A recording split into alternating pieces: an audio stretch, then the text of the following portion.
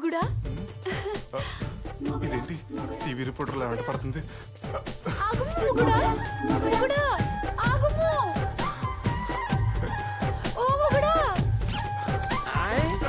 అబ్బా రన్నింగ్ బాగా చేస్తున్నావురా. మంచి ఫామ్ లో ఉన్న దొంగలో ఉన్నావు. ఏం కొట్టేసేవేంటి? చైనా కాదు, రష్యా. ఏంటి ఎటకారమే? లేకపోతే the great stage artist Naresh face చూస్తే నీకు దొంగలా కనపడుతుందా? ఏ ఫేజ్ లో చూసినా అలా కనిపిస్తున్నారా? చూడు, నా లాంటి ఆర్టిస్టులు అంతే. ఆ వాటర్ లాగా ఆడియన్స్ మమ్మల్ని ఏ పాత్రలు ఊహించుకుంటే అలాగే కనిపిస్తాం. సపోజ్ నువ్వు పోలీస్ కాబట్టి నీకు నేను దొంగలా కనిపిస్తున్నాను. అదే నువ్వు డాక్టర్ అనుకో, నీ కంటికి నేను పేషెంట్ లా కనిపిస్తాను. ఇది నా పెళ్ళాం కాబట్టి దీనికి నేను మొగుడులా కనిపిస్తున్నాను. పద. పెళ్ళాం మొగుడు. అమ్మయ్యా, బతికాను. ఏ చేయి వదులు. నాకు ఇటులన్నీ బాగున్నది మొగుడా. నాకు మాత్రం యాసిడ్ లో హ్యాండ్ పెట్టినట్టుంది. వదులు. ఇప్పుడు మనం ఒక ఆట ఆడుకుందామా? ఇంతకు మునిపే ఆడుకుంటుంది కదా. ఇది ఇంకొక ఆట. నువ్వు 1 నుంచి 10 వరకు కళ్ళు మూసుకుని లెక్క పెట్టి తెరవాలి. తెరిచినచో నేను చెప్తాను కదా, ముందు మూసుకో. సరే. 1 2 3 4 5 6 7 8 9 10. అమ్మయ్యా, ఏడా విరగడైంది. అర్జెంట్ గా రిలాక్స్ అవ్వాలి.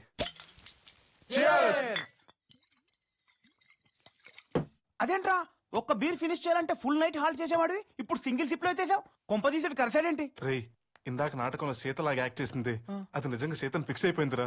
ఆ పిచ్చిది మొగుడా నా వెంట పడుతుంటే నా టెర్రస్ లో ఉన్న ప్రాణాలు హరికాల్లోకి వచ్చేసినాయిరా. లక్కీగా బస్సుకి జంప్ అయిపోయాను. మొగుడా గుడే దా. నీ ఎక్కడో వదిలేస్తే ఇక్కడికి ఎలా వచ్చావే? మీ అడుగు జాడనే చక్ర వాహనం. పిల్ల పిచ్చిదైనా ఫిగర్ మాత్రం అది ఫిగర్ కాదు, తుమ్మ జిగురు. అందుకే అతికించుకోవడానికి మంచి కంఫర్టబుల్ గా ఉంది. ఎక్కడ పడితే ఎక్కడికి రావడానికి ఇదేమి లేడీస్ బార్ కాదు. Shakeela house only for gents. మర్యాద ఎక్కడి నుంచి వెళ్ళిపో. ఇది ఆడవాళ్ళు రాకుండా ప్లేస్.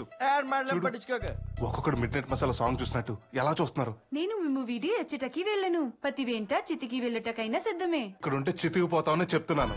ఆయనను నేను వెళ్ళను. సూపర్. ఇదిగో, నువ్వు వెళ్ళకపోతే నేను ఈ విషయం దాకా చచ్చిపోతాను. నా పతి లేని జీవితము నాకు వ్యర్థము. ఉసే 650 రూపాయలు బాటిల్ ఏది?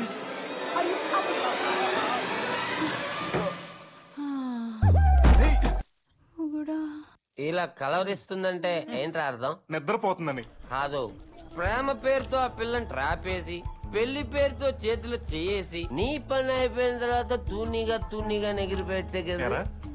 నేనేమన్నా వైట్ పేపర్ లా కనిపిస్తున్నాను నీకు?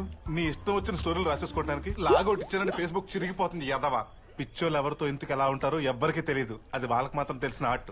ఇలాంటి వాళ్ళతో మన అంత దూరంగా ఉంటే అంత మంచిది. పదండి. ప్లాన్ అంతా పాడు చేశాడు. రేయ్ క్వార్టర్. రేయ్, పాపం ఆడపిల్ల అసలే వింటర్, పైగా సెంటర్. ఇలా ఒంటరిగా వదిలేస్తే ఈ అమ్మాయిని నేనే ఏదైనా సేఫ్ ప్లేస్ తీసుకెళ్లి వదులుతాను. మీరు వెళ్ళండి. ఆడు ఫిక్స్ అయ్యాడు. అర్థం కాలేదారా నీ పొట్టినాడు.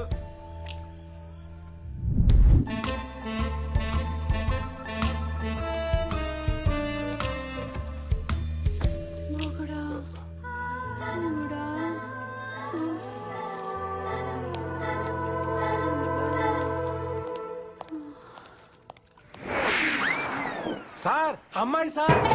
అమ్మగారా? అమ్మదానమ్మ బత్తాయో ఈ టైంలో ఎందుకు వచ్చింది?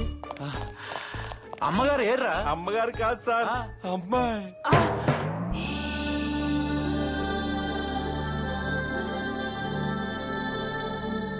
మంది అలవాటు లేనాడు ఎవడ మన స్టేషన్ ముందు వదిలేసి వెళ్ళిపోయాడు సార్. పెగ్గేసి పార్టీ చేసుకుందామా సార్? అమ్మదానమ్మ బత్తాయో, పార్టీ చేసుకోవాలన్నా పార్టిసిపేట్ చేయాలన్నా బాస్ ఫస్ట్, స్టాఫ్ నెక్స్ట్.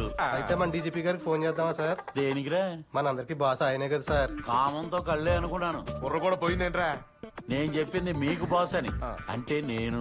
పదండ్రా, దీన్ని లోపలికి తీసుకెళ్లి దేని పట్టు లాగించేద్దాం.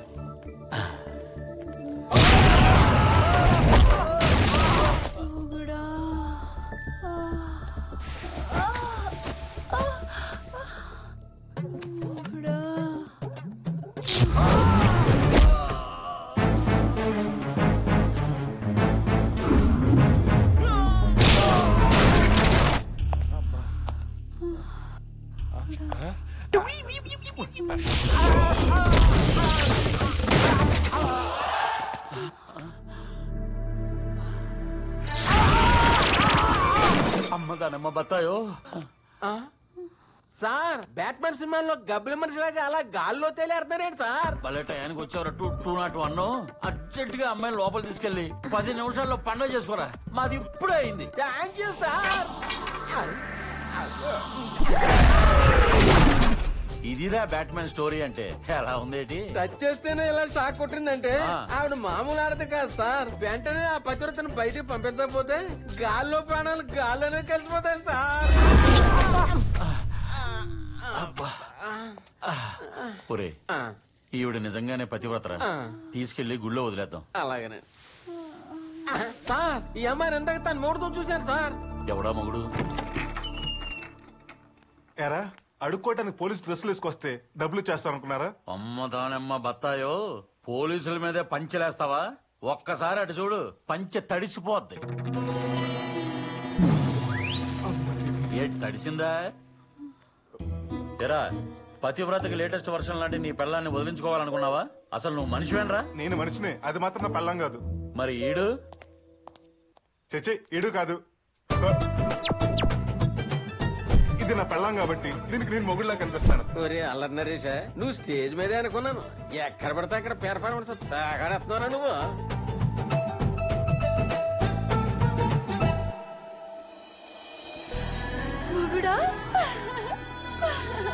వదులు వదులు. ఇంకోసారి ఈ పతివ్రతను వదిలించుకోవాలని చూస్తే గృహహింస చట్టం కింద కేసు పెట్టి లాకపులు వేసి లాఠీలతో కాపురం చేయిస్తాను. బండితేండ్రా. ముగుడా నేనిప్పుడు ఎచ్చుటనంటిని. నా పేక మీద. ముగుడా ఈ గృహము మందేనా? మా బాబుది. అత్తవారింట నా తొలి ప్రవేశము అయినచ్చో దక్షిణ పాదము మొప్పి వచ్చేదా. మోపక్కర్లేదు ఓపక్కర్లేదు. అత్తవారిల్లు మామగారిల్లు మాట్లాడగా చీరేస్తారు. సైలెంట్ గా ఉండు. అసలు ఇంట్లో వాళ్ళని అలా మనచ్చలో తెలియట్లేదు. ఈ అమ్మాయి ఎవర్రా?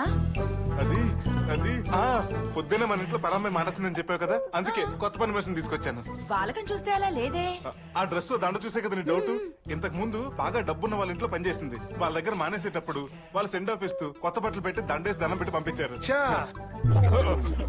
ఇంటికి దొంగతనానికి వచ్చినోడి మాట అయినా నమ్ముతాను గాని నీ మాట మాత్రం నమ్మనరా. అంతేలే నాన్న, అమ్మ మీద ప్రేమే లేనప్పుడు నా మాట మీద నమ్మకంలా ఉంటుంది. పని మనిషి మానేస్తుందని పుట్టుడు దుఃఖంతో ఉంటే ఆవిడను ఓదార్చాల్సింది పోయి ఇలా దండయాత్రలు చేస్తారా? సిబిఐ వాళ్ళగా కొట్టలేసి చిరాకు పెడతారా? నెల జీతం మిగులుతుందని కాళ్ళ రేపులతో బాధపడుతున్నామని కష్టపడతారా? ఒక్కసారి ఆవిడ కళ్ళలో చూసి చెప్పండి అన్న, ఆవిడ కష్టపడతా నిజంగా మీకు ఆనందమేనా? ఎదవడైనా లాపరా, ఇంటిని కూడా నాటకంగా చేసేస్తున్నావు. ఈ భూలోకమే ఒక నాటక రంగం. ఇక్కడ రిహార్సల్స్ ఉండవు, ఓన్లీ ఎంట్రీలు ఎగ్జిట్లే. ప్రశ్నకి సమాధానానికి సంబంధం లేకుండా వాగటం, ఇది ఆడటం సరిపోయిందిరా. మీ సావు మీరు సావండి. యావండి, మీ తమ్ముడు ఈ అమ్మాయిని ఎక్కడో ఏ గుడిలోనో పెళ్లి చేసుకుని మనకి పని మనిషిగా చూపెడుతున్నాడని నాకు ఎందుకో అనుమానంగా ఉంది. నేను చేసిన తప్పే మా తమ్ముడు కూడా చేస్తుంటావా? అమ్మా వద్దమ్మా, ఏడవద్దమ్మా, నీకోసం పనమ్మాయిని తీసుకొచ్చానమ్మా.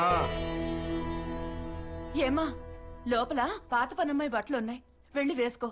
ఇప్పటికే చాలా లేట్ అయిపోయింది. పొద్దున్నే చాలా పనులున్నాయి. రేయ్, నువ్వు కూడా వెళ్ళి పడుకో. అలాగే అమ్మా.